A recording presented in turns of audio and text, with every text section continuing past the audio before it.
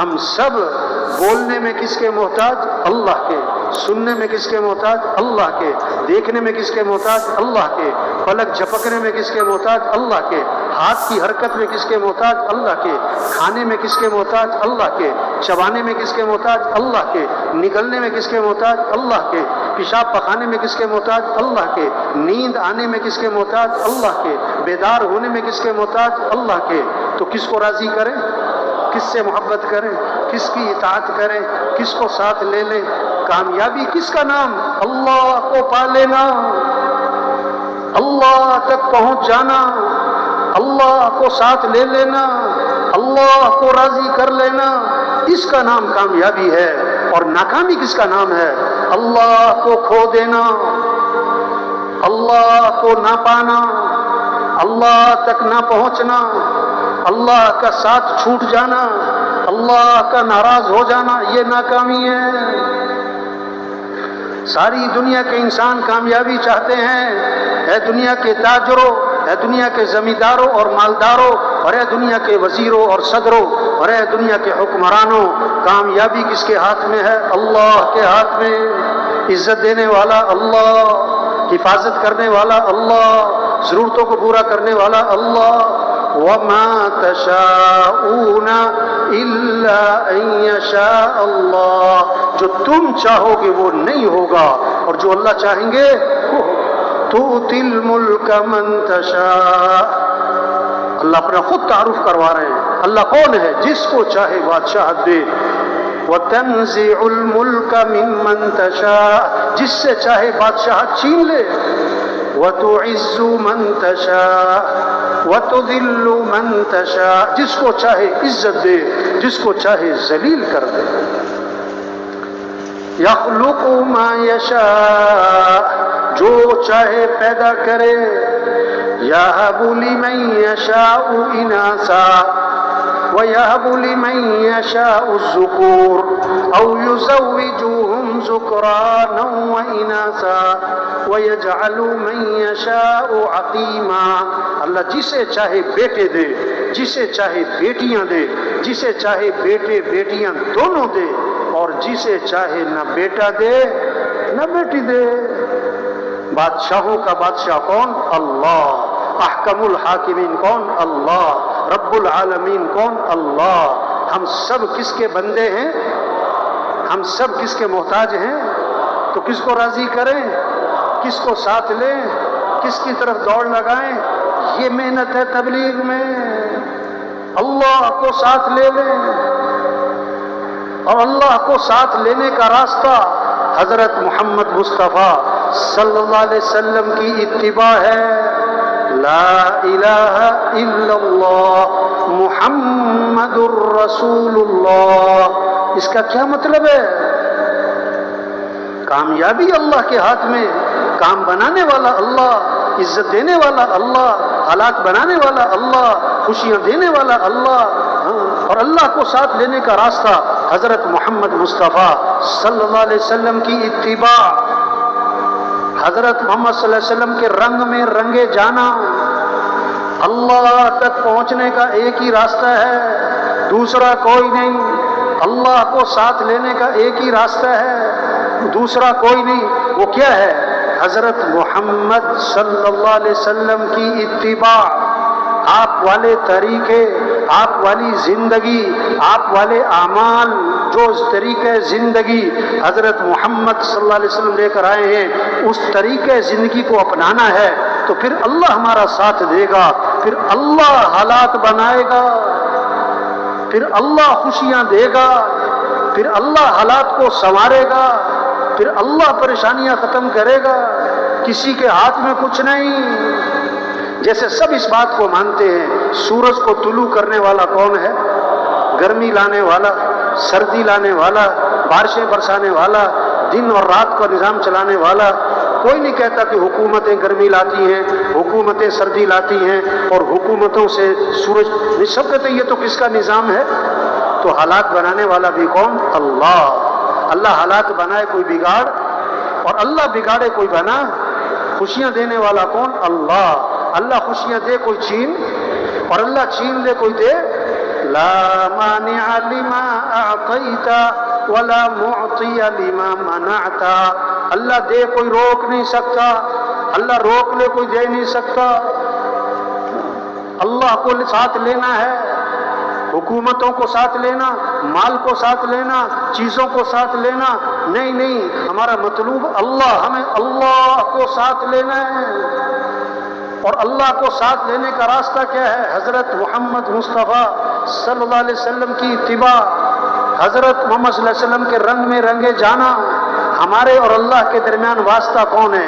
حضرت محمد صلی اللہ علیہ وسلم. اللہ تک پہنچنا ہے تو نبی کا دامن پکڑنا ہوگا. سب سے زیادہ عزت والے حضرت محمد مصطفیٰ صلی اللہ علیہ وسلم ہیں. عزت چاہیے تو نبی کی اتباع کرنی ہوگی. سب سے زیادہ کامیاب ترین حضرت محمد صلی اللہ علیہ وسلم کی ذات ہے. اب جس کو کامیابی چاہیے تو نبی کا دامن پکڑنا ہوگا. نبی کا طریقہ چھوڑ کر عزت نہیں ملے گی، نبی کا دامن چھوڑ کر کوئی منزل تک نہیں پہنچے گا. اللہ نے سب سے اونچی شان والے ہمیں نبی دیے جن کی شان کو درخت بھی پہچانے، پہاڑ بھی پہچانے. حضرت علی رضی اللہ عنہ فرماتے ہیں میں مکہ مکرمہ میں ابتدائی زمانہ ہے، حضرت محمد صلی اللہ علیہ وسلم کے ساتھ جا رہا، آپ درخت کے پاس سے گزرے تو درخت سے آواز آئی السلام علیکم یا رسول اللہ. آپ پہاڑ کے پاس سے گزرے تو پہاڑ سے آواز آئی السلام علیکم یا رسول اللہ. پہاڑ بھی پہچانے یہ اللہ کے رسول ہیں، درخت بھی پہچانے.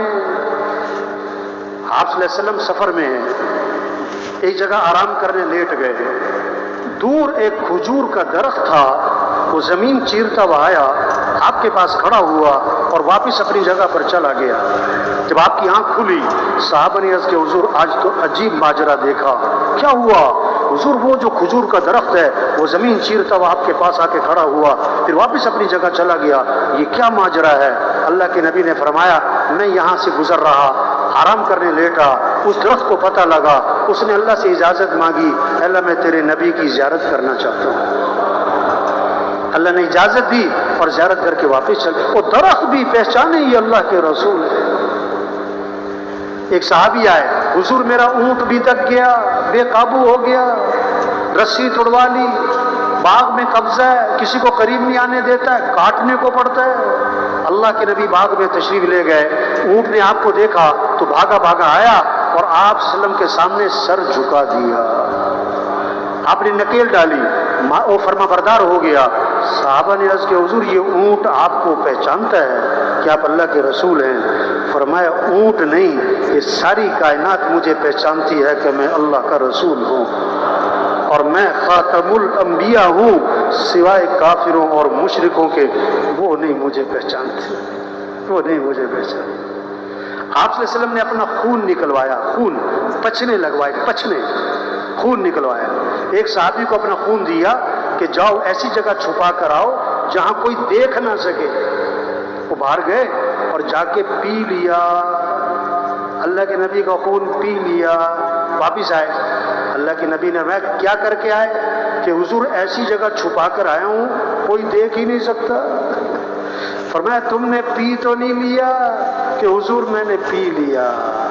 فرمایا جس کے جسم میں نبی کا خون شامل ہو گیا اس کے جسم کو جہنم کی آگ چھو بھی نہیں سکتی.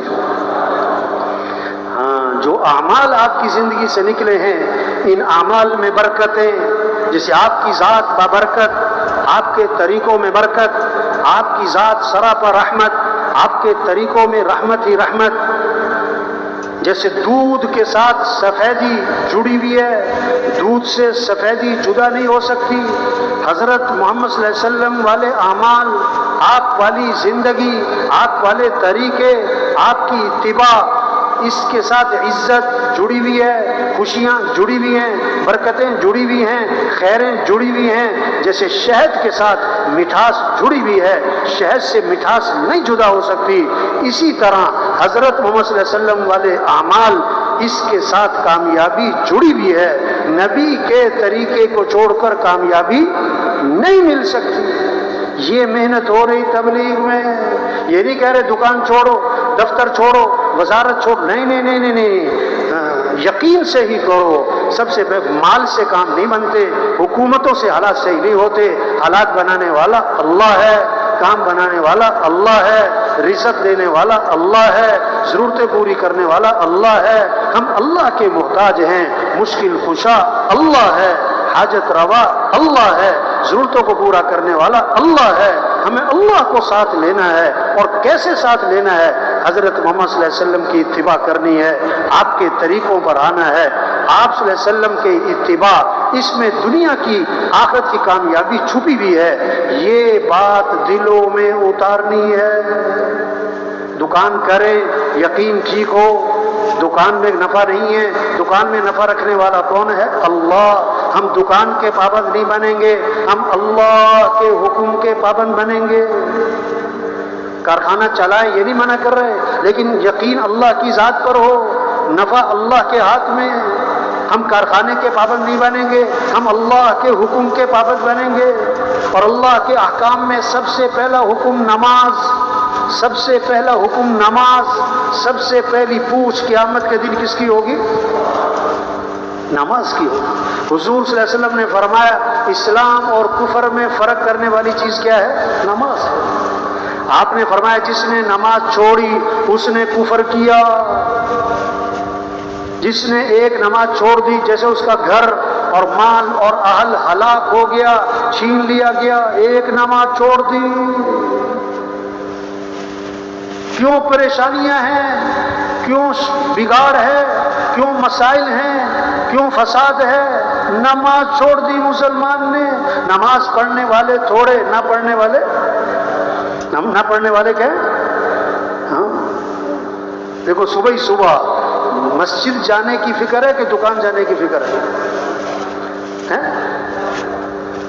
چاندنی رات ہو، چاندنی رات تو تالاب میں کیا نظر آتا ہے؟ بولو بھائی. اور چاند ہے کہاں؟ آسمان پہ. یہ جو تالاب میں نظر آ رہا ہے یہ کیا ہے؟ عکس، صورت، حقیقت نہیں ہے. آج رزق دکان میں نظر آتا ہے، رزق دفتر میں نظر آتا ہے، رزق کاروبار میں نظر آتا ہے، رزق کارخانے میں نظر آتا ہے، رزق ڈگریوں میں نظر آتا ہے. اور اللہ قرآن میں فرماتے وَفِي السَّمَاءِ رِزْقُكُمْ، تمہارا رزق تو آسمانوں میں ہے. رزق کہاں پر ہے؟ چاندنی رات ہو اور تالاب میں چاند نظر آئے اور کوئی تالاب میں چھلانگ لگائے چاند پکڑنے کے لیے، لوگ کہیں گے بے وقوف. وہ یہ عکس ہے. فجر پڑی نہیں دکان پہ جا رہا ہے، فجر پڑی نہیں دفتر جا رہا ہے، فجر پڑی نہیں کارخانے جا رہا ہے. یہ چاند کہاں تلاش کر رہا ہے؟ چاند کہاں تلاش کر رہا ہے؟ اس کو رزق کی تلاش ہے، رزاق کی تلاش. رزق کی تلاش ہے، رزاق کی نافرمانی ہے. تبلیغ میں یہ محنت کہ یقین ٹھیک ہو، نماز کا اہتمام آئے. رزق آسمانوں میں ہے، دکانوں میں نہیں. دکان میں اللہ نے رکھنا ہے. اللہ چاہے نفع رکھے چاہے نقصان رکھے. ہم دکان کے پابند نہیں، ہم اللہ کے حکم کے پابند بنیں گے. اب یہ بات کہ رزق آسمانوں میں ہے، دکانوں میں نہیں ہے، دفتروں میں نہیں ہے، کارخانوں میں نہیں ہے، ڈگریوں میں نہیں ہے. اب اللہ کو پتہ تھا کہ یہ لوگوں نے بات ماننی کوئی نہیں، اس میں شک کرنا ہے. آدمی قسم کب کھاتا ہے؟ جب آدمی کو شک ہوتا ہے کہ یہ سننے والا میری بات نہیں مانے گا. تو اللہ نے قسم کھائی. اللہ کو قسم کھانی پڑی بندوں کو سمجھانے کے لیے. فَوَرَبِّ السَّمَاءِ وَالْأَرْضِ إِنَّهُ لَحَقٌّ. تبلیغ اللہ کا چنا ہوا کام ہے جو دلوں کو بدلنے اور روشنی پھیلانے کے لیے ہے. اگر کچھ لوگ سماج سے محروم ہیں تو یہ ہمیں جگانے والا پیغام ہے کہ ہم اپنی جان، اپنا وقت اور اپنا مال اللہ کے دین کے لیے قربان کریں. دین اسلام کا پیغام صرف کانوں سے نہیں بلکہ دلوں سے سنا جاتا ہے. آؤ سب مل کر اپنی کوششوں سے اللہ کا کام کو اور دل تک پہنچائے تاکہ روشنی اور گوشے میں پھیل جائے. جزاک اللہ خیرہ.